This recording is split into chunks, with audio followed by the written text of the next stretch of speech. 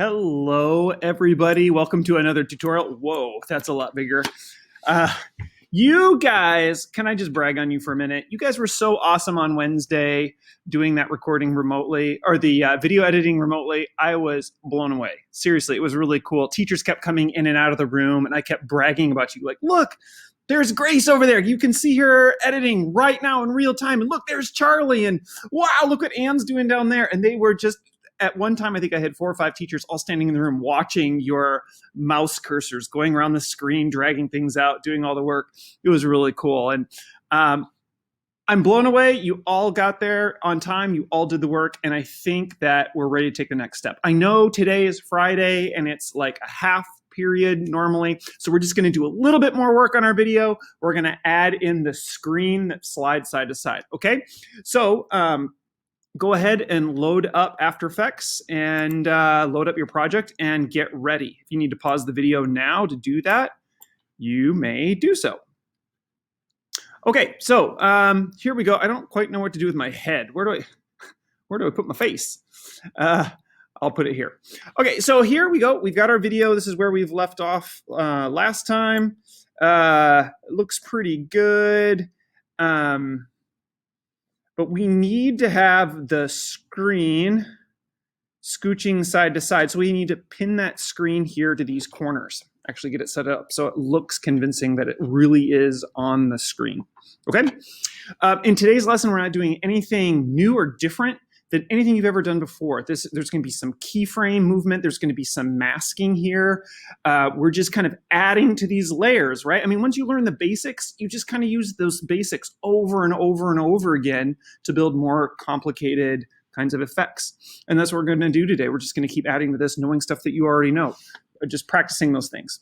So what I'm going to do is I am going to grab here the calculus stuff graphic. Now, I just found this on Google. This isn't something Mrs. Griffin made. It's not something I made. You could put whatever you wanted to on here, but I was just thinking something really nerdy, esoteric, kind of brainy. What could we put on here? So I am going to put this. I'm going to put this at my very top level. Okay? For now. All right. Now I'm going to pull this up.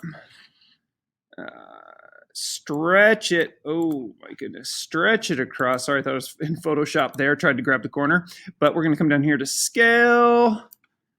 And you know what? Look, it really needs to scale side to side more than top to bottom. So here I'm going to uncheck the link here so that I can scale just the X axis. And that'll get us kind of in the zone a little bit more than we want. And I'm actually going to blow this up a little bit bigger than the screen, and then we're going to put a mask on it, right? So it actually looks like it's fitting inside the TV.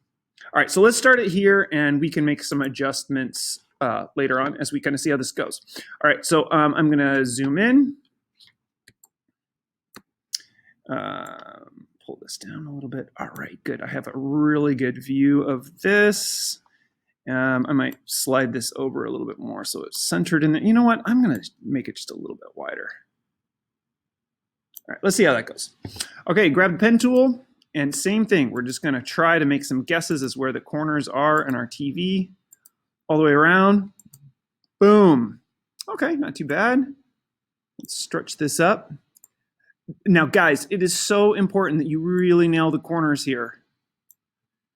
If I can see the party happening in the background, it's going to blow up this effect, and people will not believe that it's really there. Okay, so be careful with this. All right, I feel like that's pretty good. Zooming out, that looks like kind of a dorky slide that would be on a TV in a classroom, don't you think? But now we have to get to the point where it slides and moves according to my hands in the shot. So again, we're going to try our trick where we're going to pull down the opacity right now. Just for now, we'll put it back up again, just to the point where we can see where the character behind starts interacting with it. So I'm going to slide it up. Oh, okay, look. There go my hands. Remember, control right arrow moves 1 frame at a time. In Premiere Pro, it's just the right arrow, but in After Effects, it's control right arrow. Okay, So here's the point where my hands are just about to touch. Perfect. So I'm going to go in and we're going to activate keyframes for the position of this layer. So I'm going to come up here under the graphic, the calculus stuff graphic. If you've put in some other kind of graphic there, that's fine. As long as it's appropriate, you can do that. So I'm going to turn on positioning. Then I'm going to move forward a couple, okay, and I'm going to drop a keyframe in there. And now here we go. I'm just going to move up to a point where I feel like my hands kind of come to a rest, right? Right, and I'm going to put a keyframe here, and then I'm going to move it along the x-axis to the point where my face is sticking out, because I kind of want my character to be peeking out of the edge of the TV, right? Let's hide this. Come on. Yep, I'm looking around. What's going on? What's going on? And then, oh, too fast. My poor computer is trying to do a lot of things here. Okay, and so just before the screen moves again, I'm going to put another keyframe in. And now the character pushes it to the side, and I can see that right there. See, the hand is extended. So I'm going to put another keyframe there, and then I'm going to shimmy this all the way over just to the side. Boom, that's it. All right. Now, another thing that we're going to do, we're going to make this look just a little bit better, and we're going to do something called easy ease. And what this is going to do is it's going to soften the movement in and out. So as this item is being animated, it's kind of moving into these final keyframe positions slower, and it's going to accelerate out of them slower. There's something about the mathematical way of which animated assets move on a screen that when it's too precisely mathematical all the way across the exact same distance frame to frame, it looks really fake. So this easy ease is one way that you can kind of make it look less fake. It doesn't always work perfectly, but it kind of helps. So I'm going to right click on one of these keyframes. I'm going to go to Keyframe Assistant, and I'm going to pick Easy Ease. And you'll see that the keyframe turns into this thing that looks like a vase or something. Or I don't know, what are those timers with the sand in it that you flip upside down? Okay, I'm going to do that to the next one. Easy Ease. And then for this last one, oh, no, I don't need to change the position. I'm going to do Ease In here. And then for this first one, I'm going to right click Keyframe Assistant and pick Ease Out. Yeah, I don't know. That might just soften this old movement up just a little bit. And you might want to go in there and look at it. I was playing with adding a couple keyframes in here to have the screen bounce just a little bit, as if my hands weren't totally steady holding it in place. You can kind of fiddle with that. Grace, I could see you playing with this quite a bit to improve the realism here. And again, we can always come back and fiddle with this more. Now, I'm having you move this item here to the side, just here, because if we move it all the way off the screen, it's going to really go fast across when my hands push it to the side for that final time, and that's not going to look right. So what we're going to do is we need to make a mask here to hide this, obviously. Oh, and by the way, let's pull up our opacity, shall we? I think we're done fiddling with this, so we can go back to our regular 100% opacity. So all I'm going to do is I'm going to grab a copy of this TV background, and we're going to set it up at the very top layer and then create a mask out of it. Easy, right? I mean, that's all we need to do. So here we go. This is so easy. I love teaching people about masks because when you start to see how masks work, it's like, this is so simple. All right, so we're going to make a copy. Remember, Control D to make a copy. Did my copy get made? There it is. All right, and I'm going to move this copy all the way to the top. Boom, here it is. Okay, now we're going to create a mask on this. Don't move anything about this. It should be an exact copy of the layer underneath. So with my pen tool selected and the proper background layer here, I'm going to come along here and do. Good. And now I'm going to zoom in, and we're going to just refine this mask a little bit. Take a look. Hey. Okay, here we go. Again, this has to be precise. Oh, not too far along the bevel there. Good. And we're going to come up to the top. Yes, right here. Excellent. We want this line to be exactly lined up with the edge of the TV because now, look, it's hiding the slide from the television. So let's put it back on there. And then as the character slides the screen, let's see if we can do this kind of frame by frame. Hello. My computer is really struggling to keep up with all this. I think the screen recording is, here we go, we're getting close. And where is it?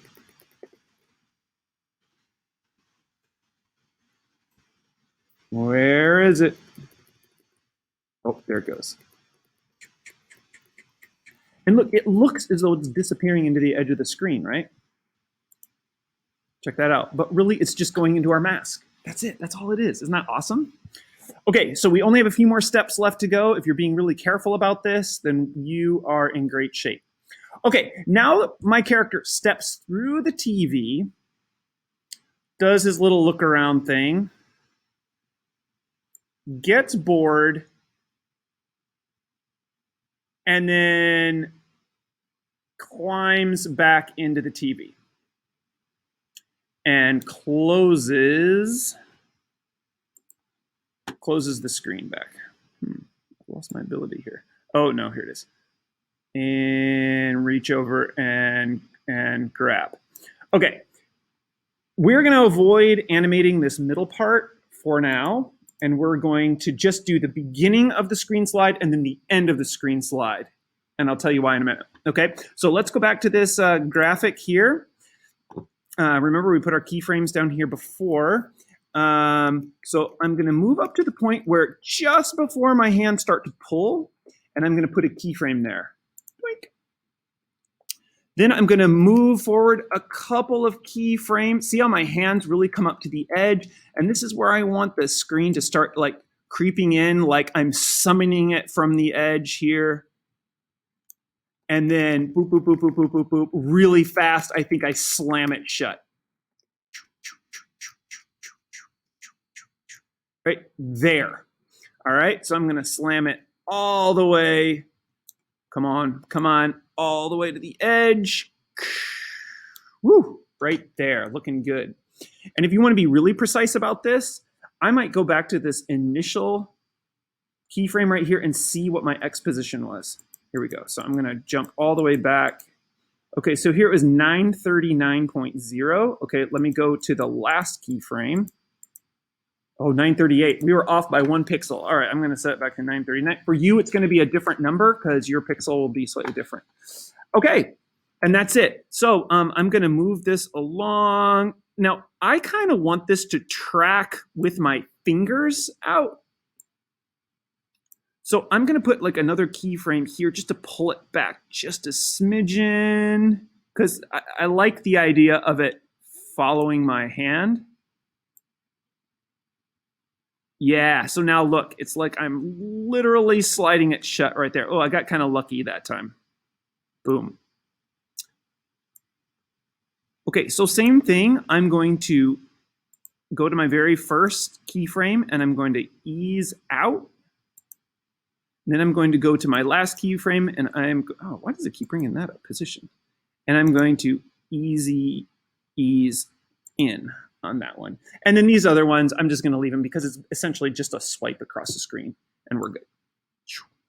Okay. All right. Now we've got one more little tricky spot to deal with. Right here, when I stepped through, and I did this on purpose because I wanted us to really work on this. Look. I close the window there, but, okay, I'm going to save my work and then show you what the problem is here. So I can hop back to this. If, when I turn back here, come on, where is it? Where, okay, I come through. Okay, here I am closing it. But check this out. If I close it, look at that. It's obviously on a layer above my video layer. Tricky, huh? Okay, so let's go back a step. Get rid of that keyframe. Okay, so this is where you should be. All right, so what I'm gonna do is right here, after some point where I slide this out of the way, I'm just gonna drop my playhead right here. Then I'm gonna come up here to edit, and we're gonna split this layer. Boom. Here. Then I'm gonna come over here to just before, after I climb through the TV. Oh, someone's trying to get a hold of me. And I'm gonna split the layer again, right here. Boom, got it? Okay, now this middle chunk right here, this is the special spot. We're gonna move this underneath the video layers. You ready? Oh, look out. You can't grab it there. We gotta move it down here. All right, so now all we're gonna do is just animate this one more time. Okay, so I step down out of the chair.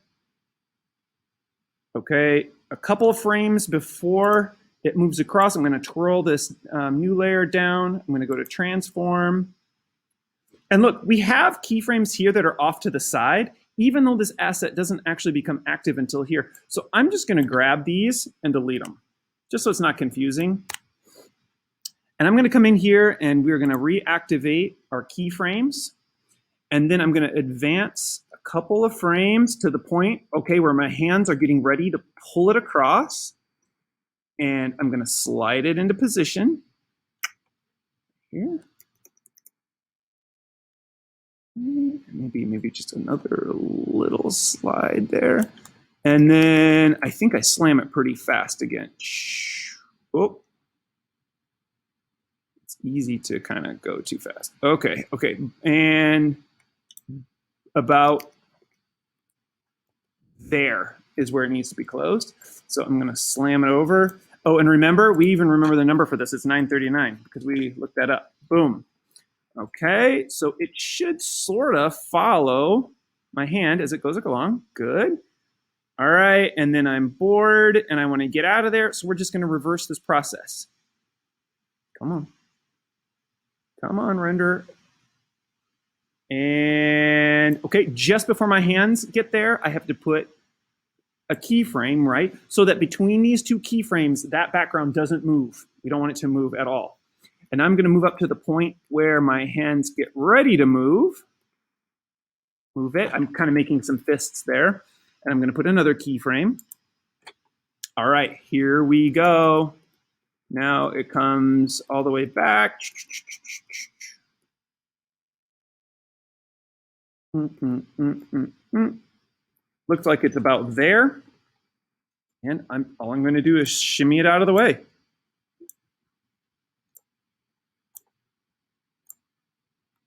Done. All right. Now you can jump back in here, adjust your keyframes, play with it, see if you can find other like cute little ways to make this a little bit more smooth. You might want to add some extra keyframes in there, slow things down if you want to match it with my hands, but don't spend a lot of time on this. Remember, we really only have about 40 minutes for class today. So do 40 minutes and just be done with it. On Monday, we'll pick up with this the Monday after spring break. And hopefully we're all back in the lab again and we can just finish editing then. And if you're all good on Monday with this part, basically we just jump into Premiere Pro. You're gonna add in the audio part, which is really easy. And then we render it and you're done and we move on, okay? I'll be in the lab watching you edit this as you go. Good luck. Text me if you have any questions. I can hop over to your computer and help you out. Okay, you guys are awesome. Keep up the good work. I can't wait to see what you make. Good luck. Bye. Oh, now I have to do the awkward how to stop it. Okay, there it is. Bye.